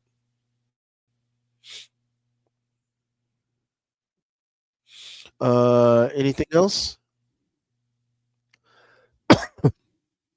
Oh, I was telling Dan we got to tighten up on our HOS compliance, man. We got to get strict with the drivers. We got to monitor them 24/7. We can't trust them now. Uh, so we got to monitor. We got to take a look at those cameras. Anything that the EOD is telling us that the driver has done, we have to address it right then. We can't wait. We have to address it right then. If it says that the driver had a hard brake, we got to address it right then. If it says that it appears that the driver is using his cell phone device, then we have to address that right then. That is a non-tolerable offense. That is the worst thing you can do. The three worst things you can do as a truck driver, besides a DUI, and besides anything stupid like assault or using your truck as a weapon or something like that. Besides those crazy things, the three worst things you can do as a truck driver: failure to maintain your lane, no seatbelt, and texting while driving. Those are the three worst things you can do. And maintain lane so much, but texting while driving, you get fired for that. No, in the middle, and no seatbelt, you get fired for that. There's no gray area, and the reason for that is, um, Louis, is because, well, for safety, of course, that's number one. But when you get violations like that, the DOT expects you to come up with a plan of correction and that you've implemented that with that driver. And there's nothing you can do when they text and drive. If that pulls up on our insurance will double. It will double just off that one driver. Where we are now paying like $5,000 a month for insurance, it'll shoot up to 7 or 8, maybe hit 9 if your driver gets a ticket like that. And then if there's an accident or something like that, we're held liable because they pull your record up.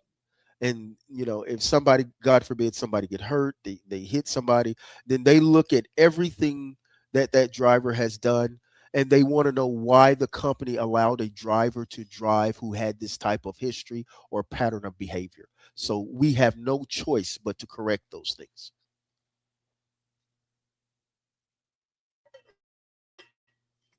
All right, any questions? And don't let the drivers give you shit either, man. You don't have to sit there and argue with them. You can continue to be how you are. You're very nice, but they work for us, bro. They work for us. And you don't have to sit there and haggle with them and argue with them. Be very respectful. But at the end of the day, if you don't want to go our this route, fine. You go your own route. We're giving you this amount for the fuel, and this is all you get. Don't come back later saying you need fuel. If you do, you're gonna have to pay for it. If they don't want to, you know, listen to instructions or directions, you try to let them know, I'm just trying to help you. I'm just trying to help you be successful so you can have a successful load and get onto your next load. And because I know that's how you make money. But don't let them. I got on Key today for messing with you so much.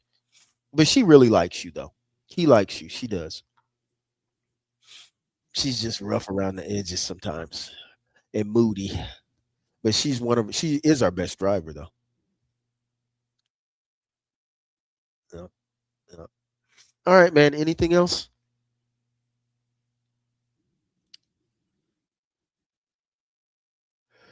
All right, bro. Bye.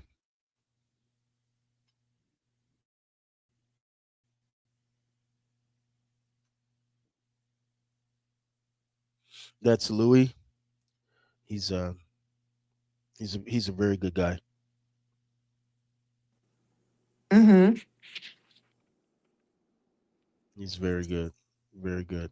Um, so do you have any questions about anything? No, not right off. I am just still going through the modules, Videos? the videos. Yes, Oh the yeah. different videos. So it's very helpful. Um, very, Yeah. easy to I tried follow. So it's very I good. tried to break those down as best as possible. HOS can get confusing, and I tried Mm-hmm. not to go too deep into the HOS. That can be a little confusing, but everything else I basically I tried my best to keep it where it was simple. Um, you know, Mm-hmm. let's It see. is. All right. Well, um, if your schedule permits tomorrow, we will actually go through some modules. We will actually look for some loads. I'll show you what it's like to look for some loads. I'll let you kind of tag along with Dan, and he will show you. maybe the different loads we have, and how you have to look for the rate based on the metrics that our company has set for what our trucks need to do per mile per load, um, Mm-hmm. based on different things. Um, and that's how we pretty much do it. But that's all there's to it. Once you book booking the load is not hard. It it's just sometimes it's a few clicks of the button. It's not even talking to anybody. You know, if it's a load you Mm-hmm. want. Like if I wanted that load in Utah, I just could have hit this button right here that says book now, and I would have booked the load, and it would have sent me the rate confirmation Oh, okay. without even talking to anybody. So that's another good thing. We'll teach you how to fill out carrier packets. Uh, a lot of our carrier packets come through Highway, which is a safeguard system that a lot of brokers use to make sure that a company is not fraudulent, to make sure that a company is in compliance. So a lot of our packets come through Highway. Some of them come through My Carrier Packet. A lot of them come through those two different sources. Um, RMIS is used quite a bit for verification purposes for carrier packets, and insurance and things like that. So a lot of these things that you'll start doing will be repetitive, um, because a lot of brokers use the same systems. So, um, Mm-hmm.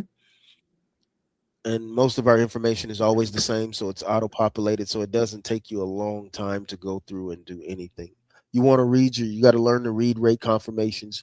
You want to read those carefully to make sure the addresses match of where you're going, where you're picking up, where you're delivering, that the rate that you agreed upon is actually correct, um, the miles is correct, and then you want to look on your rate confirmations for uh, anything that may be a little bit abnormal, such as if it's driver assist, if it's no touch freight, if there's late fees involved, if the load is late, are there lumper fees involved, which makes a load, which puts a whole different dynamic on a load if there's a lumper involved. You'll learn all that terminology. You'll learn logistics terminology. Uh, there's certain types of commodities. If I can, if I have a preference that I try to stay away from, sometime I'll pull it. I don't like to pull food related products because generally they're time consuming at the either the pickup or the delivery or both, and they usually Mm-hmm. involve a lumper, which is time consuming. Uh, so I try to stay away from food products. Sometimes I do have to get them. Um, so you'll learn that. You'll learn what commodities you want to stay away from. I try to stay away from lumber. I stay away from lumber. Uh, I try to stay away from paper as much as possible. Um, anything that can kind of put the equipment or the driver in jeopardy, I try to stay away from that commodity. Um, Mm-hmm. so there's different things that you'll learn to look for. Uh, if a load is paying a lot of money, look at it really, really closely. Look at that rate con very closely and the details, uh, because it's there's something in there somewhere that's making that load an exorbitant amount. Whether it's how long you have to sit on the load before you can deliver, how long is the time between the pickup and the delivery, um, how many stops the load is, what's the weight, um, you know, things like that. Uh, So you'll learn how to deal and how to identify all those situations. Mm-hmm. When you say lumper, what do you mean? A lumper is involved when a lumper is a third party company that a Okay. receiver will use to unload the product, and when they unload it, they have to count it to verify that each and every item listed on the bill of lading is there. Mm-hmm. So Okay. they'll take it off. It could be on pallets. It could be 500 boxes on that truck. They'll take it off. They'll usually count each and every item to make sure that everything that's listed on your bill of lading is there, or if there's an overage or a shortage, and that's usually time consuming. And there's a fee involved in that, and somebody pays the fee, either the broker or us. Mm-hmm. If it's us, we get reimbursed for it. If we want the broker to pay for it, then we need to be proactive and saying, "Hey, I see there's a lumper fee. How do we go about, making sure that that gets paid for? What's your process?" That way, on a Sunday, you're not stuck trying to figure out how to pay a lumper. Oh, okay. But All right. All right. that's all I got for today. I just wanted to give you a kind of like a live overview of what we do, what's involved on both sides of the aisle. Now, Mm-hmm. our carrier, like I say, our carrier company is a separate entity. It's a distinct company, separate from Mm-hmm. what we do for our owner operators that are not our company drivers. Um, Right. but fortunately, I've helped build both, so I understand. One washes the other, kind of speak. As far as helping to secure freight for our drivers for Elik Logistics as well. Mm-hmm. Okay. The I'm legit, telling the you, carrier we side and the we dispatcher caught. side. Say what now? I was just confirming. So you were saying you have the carrier side with the box Right, trucks, etc., and then the logistic side. I mean the dispatching right, side. right. They have to operate as two separate entities. You cannot mix them Mm-hmm. together. Right. For the Right. simple fact that we're dispatching for other companies, other carriers, other people. So Mm-hmm. uh, the law requires that we keep those as two separate entities and we operate them as such. So that's what we Mm-hmm. do, and Okay. that's how we roll. All right. All right. Okay. Well, Well, I was I'll teach be you how around. you learn how to do all this right from your home, I see, right from the home, right from my home, right from right the from the house. home. Yep. Like Look, right and I now, say, I, I'm getting ready to huh? take me a little hour break. I'm getting ready to take me a little hour break once I get off the phone with you, and I will. This is one of my dispatchers now. Okay. I'll call him back later. Well, let me know about tomorrow. I will be here. Okay. I'm available, and so I was, I was just thinking. I said, "Wow, I guess we some kid." We were talking about the We births definitely before. We may those are be some yeah. kin on down the line Those, somewhere. those are truly my cousins. All of them, Yeah. the ones that live out in that part of the uh, country, we're all out there. All my relatives that have passed are all they're all buried out there in the same area, the Yes, same out plot there. of And land. that's yes, out. Yep. Yes, I know that was my grandfather, family. Yes, Yeah. yes, yes, So yes. So we I we was like, we. wow. Oh, wait a minute. Wait a minute now. It's some Sanders out there that we're related to as well. Because Jimmy Sanders live out there, and Mm-hmm. I forget who else, but there's some Yeah. Sanders that live. We're related to the Burks, the Sanders, and the Kings that live out there, and I think the Robinsons that live out there. And there's probably some others we're related to out there. I ain't sure. Millers. I think it was some Millers out there that we're related Millers. to. Okay. Yeah. Now Jimmy Sanders, we're not kin to them, but I know him. I know of those Okay. Sanders. I've heard of Jimmy Sanders, but I know Okay. definitely the Ethel Burke, the Burke. I know I grew up Right. because actually my grandmother, my mom's father passed when she was a little girl. She and her brother. So my grandmother married Turner Burke. So technically, Are he you raised, serious? raised my mother. Yes. Wow. Yes. Mm-hmm. Yeah, so Wow. my mom was raised right out Those there, right out there. Those are household names out there. Turner Burke, Mr. Roy, Yes, Miss Ethel Mr. Lee. Roy, Elder Yep. Lee, yes, all of them was right out there together. Yep, Wow. right out there Gotcha. together, all of them. Yes, you said that name. I'm like, oh God, I ain't heard that Oh name yeah. in years, Yep. I remember them from years. my childhood. I used to go down to their Yes, house. I used to go down to their house and they would have the goats and the chickens and everything like that. Mr. Everything Roy out Lee used there. to his garden. Mr. Roy Lee loved his goats and he would have his. I can remember his face just like it was yesterday.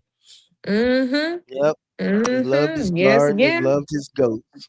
Mhm. Mm-hmm. Wow. Sure did. Small Yep, world. small world. Small, Mm-hmm. very small world. Yeah, Yeah. look at I am literally almost 10,000 miles away from you. And and to come to find out you are know the area or have Yes. relatives or we might be related to it's how Might be small the world is. related. Yes, Yep. we might be related. My goodness, I was just listening to you because when you said that Stedham store, I said, wait a minute, what do you know about that? Yep. Everybody didn't know Yep. about that little store unless you lived out Yep. there. You know, you lived out Man, there. that was the one store. If you have some food stamps, you could take your food stamps out there. You could get gas. Everything. You could get Yeah. meat. You get everything you Mhm. needed in one drop. Yep. Everything in that little Lord, that little But store right there on that corner. When Mr. Stedham died, his wife Renee, I think she moved to Tallahassee with her daughter, and then she passed. Mm-hmm. And I think Wow. of course, from there, I think they sold the property. Uh, Mm-hmm. I think they sold the prop. I don't know if it was before Renee died or if it was after. That was Stedham's wife. But I know she had moved to Tallahassee with her daughter after he passed away. Wow. Yep. Mm-hmm. But do you Yep. have siblings my age? All of my brothers, I do. All of my brothers and sisters, we're originally from Dayton, Ohio. So Okay, they know how. Okay. yeah, and all of them live in Ohio, except for me and Okay. my one sister Angie. She lives here, and I live here, but all of them are in Ohio Okay. I because was just that's where wondering about the originally I was school what they born. did. My Mm-hmm. daddy, he was from Quincy, and my mom was from Gainesville, Georgia. Okay. Gainesville. Yep, Okay. And I'm familiar with Quincy. yep. And my dad was from Quincy, so. Mm-hmm. Um, but yeah, that's Lord, All I'm getting right. called. Call. But all right, Okay. Well, I'll I know text you. you. We'll make plans to get back together tomorrow and try to get some more training involved. And I'll let you hear some live calls and booking some loads. Okay. Around How what we do time it? you thinking? Probably maybe 10 same time. Okay. Sounds good. All right. Well, you have a good rest of your day and thank you. Uh, Okay. You too. Thank you. Okay. Bye. All right. Bye bye.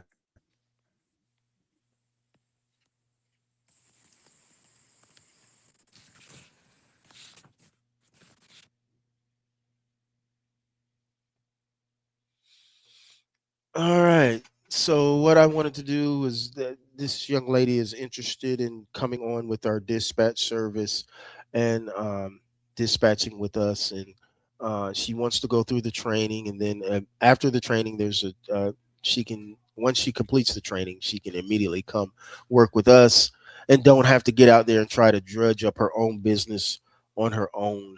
Um, she'll make money, we'll make money, so it's a win-win for all of us. So if you're interested in possibly learning about what it's like to dispatch, or if you want to become a dispatcher with us or work with us, you can go to theperfectdispatcher.com.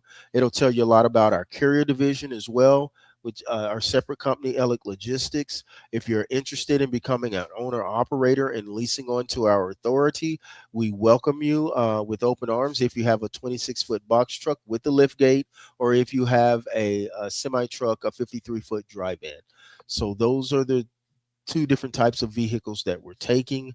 Um, so if you're interested, you can go to theperfectdispatcher.com and put in and look it up and see what it takes to get the dispatch course. Now, the dispatch course is not free; you have to purchase it, but it's well worth the investment to start your own business. And you have a company in us that will hold your hand all the way. Hi, Chloe. I love you too, baby. Um, and then there's working from home. Nothing beats it. I have my kids here. I have Sam here. Come here, Sam. Come here. Say hi. Come say hi. Come say hi, Samantha. Samantha, looking all sleep like a wild woman. But anyway, I'm able to be home with my family, and I'm able to work. And it's actually meaningful work, and I accomplish a lot. I help people reach their financial goals, and then I'm also building our trucking side and our carrier division. So it's just a blessing. You can't beat that. So if you're interested in learning more about this, go to theperfectdispatcher.com or give me a call 754-946-5003. Shoot me a text message, and you'll be able to learn more about what we do. We get very good rates for our drivers. We work with some phenomenal brokers, big and small. I'm from the Georgia area, so we have a lot of freight that comes out of Bainbridge, Georgia, Valdosta, different places like that. We can keep you pretty busy and try to get you home as much as possible. Depends on what type of revenue you're okay with making. I can get you home a lot. Just depends, especially if it's your truck. You can do whatever you want to do. Just depends on what you say your financial goals are. Um, so again, we've learned a lot. We had a lot of growing pains, a lot of bumps, a lot of bruises.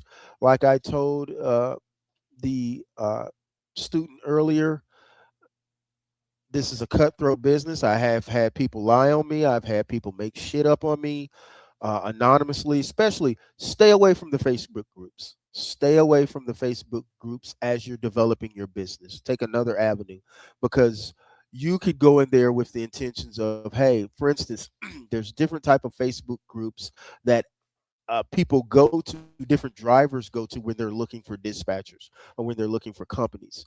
Uh, and then you could go there and say, "Hey, I'm a dispatcher," or you could place an ad on a Facebook group and say, "Hey, I'm a dispatcher. I'm looking for drivers." Man, they will slam your ass, because everything's a joke nowadays. Nothing is giving the serious tone that it should have, and there's always people that have made it and want to have fun at your expense and create jokes. Hold on one second. I think this is a call from a potential guy that wants to do dispatching for us.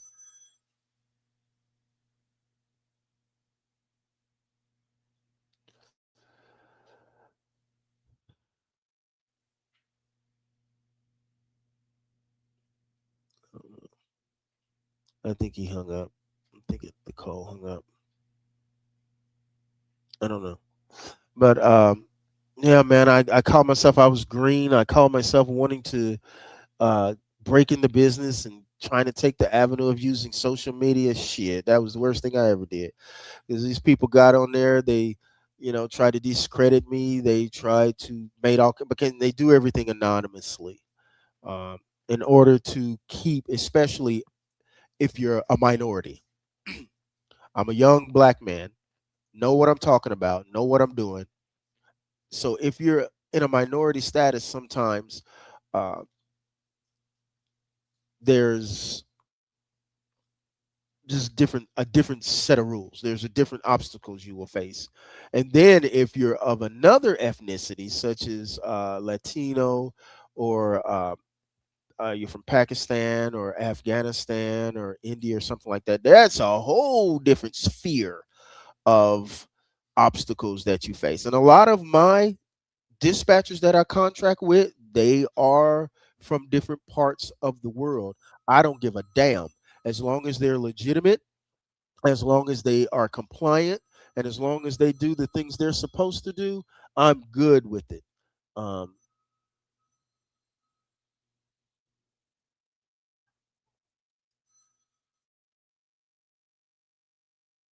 I'm gonna have to. This guy like calls me a million times, and let me look and see how many times he's called me. And if he's called me too many times, I'm about to block his ass. There's a thin line between being aggressive and being a damn nuisance. Okay, he hasn't called me back to back, so well, 6 minutes apart. But then there's, yeah, it's not too bad. All right, I can deal with that. Brokers, I don't care for them too much. Fortunately, I do have some that I enjoy working with. We have a good relationships, but for the most part, brokers Their disposition is arrogant. And I never used to say this about brokers. They will set you up. Uh, if you don't step and fetch, sometimes they have different systems in place where they can blacklist you, uh, all because you don't let them steamroll over you. So it's a lot you'll have to learn about this industry. Now I have certain brokers that I refuse to work with. Fortunately, we've gotten to that point where we don't have to work with them. Even some of the one of the big ones won't work with them because they're nasty as shit. Their attitude. Sometimes you get a good one, a good agent, a good broker. Sometimes you get a bad one, and it's just a mixed bag depending on what side of the bed they get up on. Sometimes, so you'll get to learn a lot by dealing with different things, different obstacles in this industry. But it's a very lucrative industry. Um, and I advise anyone that wants to work from home, females especially, um, that have children, that want to be with their children and still want to uh, be a financial breadwinner. Some of us have to be the breadwinner. Now, you've got to be able to uh, sacrifice a couple of months in order to learn the things you need to learn. You can't just get out there and do this, you know. And you've got to learn what's in your driver's best interests, what is going to financially benefit them, and you got to learn the rules and the laws. When I first started, there were things I was doing that wasn't compliant because I didn't know all the rules, all the laws. Uh, but as I came along and I was like, oh shit, I'm doing this wrong. And fortunately, I was able to self correct a lot of the stuff that I was doing. And uh, if you're a new carrier having difficulty staying busy, give me a call. Shoot me an email, shoot me a text. Go to theperfectdispatcher.com. Elic Logistics is always taking good, uh, compliant, capable carriers. We're always looking for partners to work with. Um, Make sure your MVR is clean, your equipment's in good condition, and things like that. You have to pass DOT inspections with your equipment and things like that. Um, being on time for loads, being able to do minor functions such as tracking when the broker wants it and things like that. Being able to be, your communication skills need to be on point, and we can have a beautiful relationship. Again, theperfectdispatcher.com or 754-946-5003, and we will probably be back tomorrow with some more information about we're going to start back doing this on a regular basis. As you guys know, I used to do it every day. I used to post loads every day, which I found out that I was not compliant in doing that. I thought I was doing a good thing, but it actually was something that you can't even do, that you're not supposed to be doing. So I stopped that, and I found that out on my own. I self corrected, and thank God I did.